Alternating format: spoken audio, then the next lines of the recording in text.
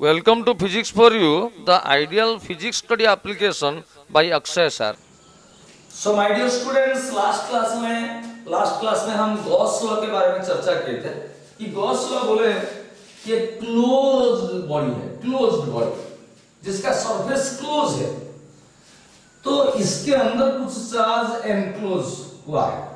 तो ये close surface से टोटल इलेक्ट्रिक फ्लक्स मतलब कितना इलेक्ट्रिक फील्ड लाइंस इसको इंटरसेक्ट करेगा या क्रॉस करेगा, मतलब बाहर जाएगा बाहर अंदर आएगा, बाहर जाएगा बाहर अंदर आएगा, टोटल कितना number of electric lines of force, इसको बोलेंगे टोटल इलेक्ट्रिक फ्लक्स। क्या होगा? Charge enclosed by epsilon 0। This was Gauss law, हमने बताया था आपको, the total electric flux through the closed surface. Electric flux एक सरफेस में निकाला जाता है और सरफेस का कुछ एरिया होता है, और गॉस लॉ हमको क्लोज सरफेस के बारे में बता रहा है। तो total electric flux through a close surface is 1 by epsilon 0 times, क्योंकि q by epsilon 0 का मतलब है 1 by epsilon 0 into charge enclose. ये हम लिख सकते हैं 1 by epsilon 0 times the charge, times means मतलब times means into 1 by epsilon 0 times the charge enclosed within the closed surface। चाहे बाहर चार्ज जो भी हो, Gauss law is only concerned about charge enclosed within the closed surface। बाहर charge जो भी हो, गॉस लॉ उसके ऊपर डिपेंड नहीं करता है। तो आप लिखिए आज properties of Gauss law, properties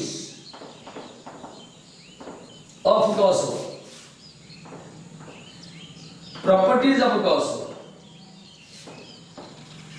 तो पहला प्रॉपर्टी ये है, गॉस लॉ हम क्यों पढ़ रहे हैं, गॉस लॉ क्यों पढ़ रहे हैं ना, पहला चीज है कि इलेक्ट्रिक फील्ड इंटेंसिटी एक closed body, closed surface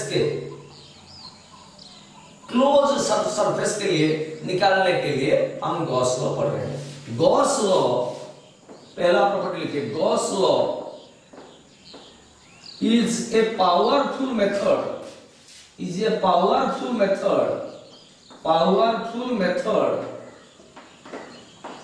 to calculate electric field intensity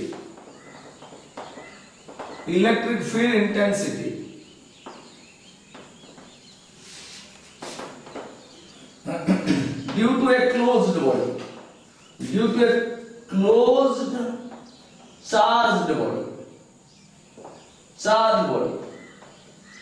Gauss law only close surface के लिए एप्लीकेबल होगा, ओपन सरफेस के लिए एप्लीकेबल होगा, और इसको क्लोज करना पड़ेगा पहले, हम प्रॉब्लम करेंगे तो बाद में देखेंगे। तो गॉस लॉ क्यों हम यूज करते हैं? इलेक्ट्रिक फील्ड निकालने के लिए, इलेक्ट्रिक फील्ड इंटेंसिटी निकालने के लिए। This is another method. एक पॉइंट चार्ज की वजह से इलेक्ट्रिक फील्ड इंटेंसिटी हम जानते हैं, और ये डिस्ट्रीब्यूटेड चार्ज के वजह से इलेक्ट्रिक फील्ड निकालने के लिए गॉस लॉ यूजफुल होता है। सेकेंड, गॉस लॉ ये चार्ज जो क्लोज सरफेस के अंदर है उसके ऊपर कंसर्न करता है, जो चार्ज बाहर है उसके ऊपर डिपेंड नहीं करता है। Gauss law only concern about the charge enclosed within the closed surface, closed surface। जो चार्ज क्लोज सरफेस के अंदर है, गॉस लॉ उसके ऊपर डिपेंड करेगा। लेट अस से ये क्लोज सरफेस है, इसमें चार्ज है Q1, बाहर चार्ज है Q2, लेट अस से नेगेटिव, ये बाहर चार्ज है -Q3, अंदर चार्ज है -Q4। तो गॉस लॉ ओनली इसके ऊपर डिपेंड करेगा और इसके ऊपर डिपेंड करेगा, इसके ऊपर डिपेंड नहीं करेगा, इसके ऊपर डिपेंड नहीं करेगा। जो चार्ज एनक्लोज हुआ है, अंदर है, क्लोज सरफेस का अंदर है, ये क्लोज सरफेस इमेजिनरी सरफेस भी हो सकता है, जो अंदर है गॉस लॉ उसके ऊपर डिपेंड करता है। और गॉस लॉ यूज करते हैं इलेक्ट्रिक फील्ड इंटेंसिटी निकालने के लिए। तो थर्ड पॉइंट लिखिए।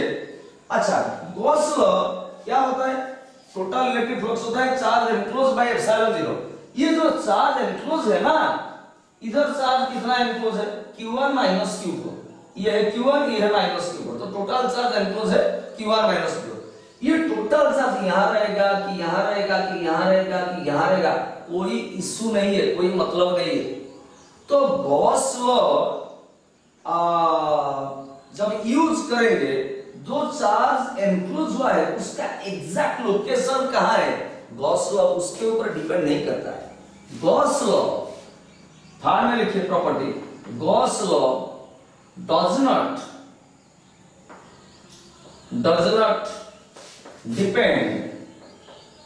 depend upon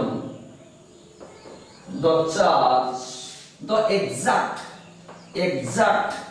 location of the charge enclosed।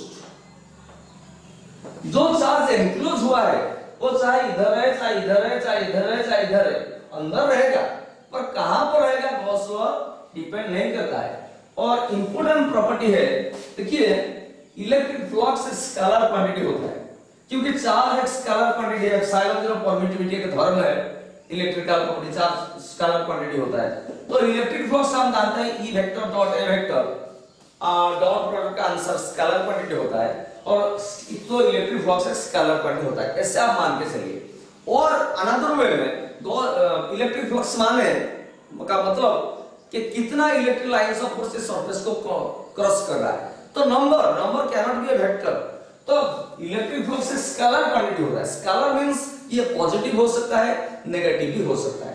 तो हम कन्वेंशन के लिए, साइन कन्वेंशन के लिए बताएंगे कि ये क्लोज सरफेस है, जो इलेक्ट्रिक लाइंस ऑफ फोर्स उससे निकलता है, और उसको बोलते हैं आउटगोइंग फ्लक्स। जितना इलेक्ट्रिक लाइंस ऑफ फोर्स ये क्लोज सरफेस से निकलता है उसको बोलेंगे आउटगोइंग फ्लक्स। क्यों निकलता है? इधर पॉजिटिव चार्ज रहेगा तो electric lines of force positive से आउटवर्ड, पॉजिटिव से आउटवर्ड ऐसे होगा। अच्छा, जो इलेक्ट्रिक लाइंस ऑफ फोर्स अंदर घुसता है उसको बोलेंगे inward flux.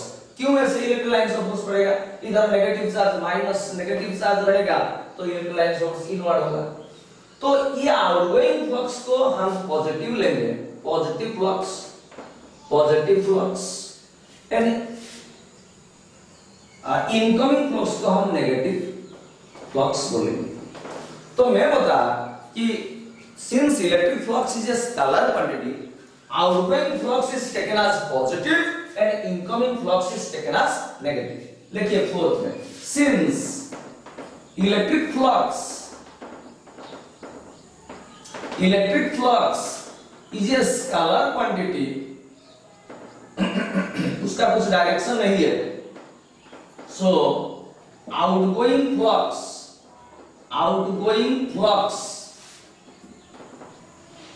is taken as positive and इधर मैं लिख रहा हूं, दिखाइए, and incoming flux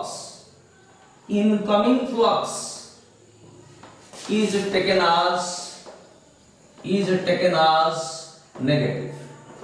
देखिए आउटगोइंग फ्लक्स को हम पॉजिटिव बोलेंगे, इसको पॉजिटिव फ्लक्स बोलेंगे, इनकमिंग फ्लक्स को हम नेगेटिव फ्लक्स बोलेंगे। तो टोटल इलेक्ट्रिक फ्लक्स लेटर से ये ∅1 है, इनकमिंग फ्लक्स है ∅2 है, तो टोटल इलेक्ट्रिक फ्लक्स होगा प्लस ∅1 माइनस ∅2। तो ये है आपका गॉस लॉ का प्रॉपर्टी। पहला प्रॉपर्टी ये है कि गॉस लॉ हम क्यों पढ़ रहे हैं कि इलेक्ट्रिक फील्ड इंटेंसिटी निकालने के लिए पढ़ रहे हैं। दूसरा बात यही है कि गॉस लॉ केवल जो चार्ज क्लोज सरफेस के अंदर एनक्लोज हुआ है उसके ऊपर डिपेंड करता है, और चार्ज कहां पर है, लोकेशन यहां पर है, यहां पर है, यहां पर है, उसके ऊपर डिपेंड नहीं करता है। ओनली टोटल इलेक्ट्रिक फ्लक्स होगा charge enclose by epsilon 0। Fourth quantity क्या है?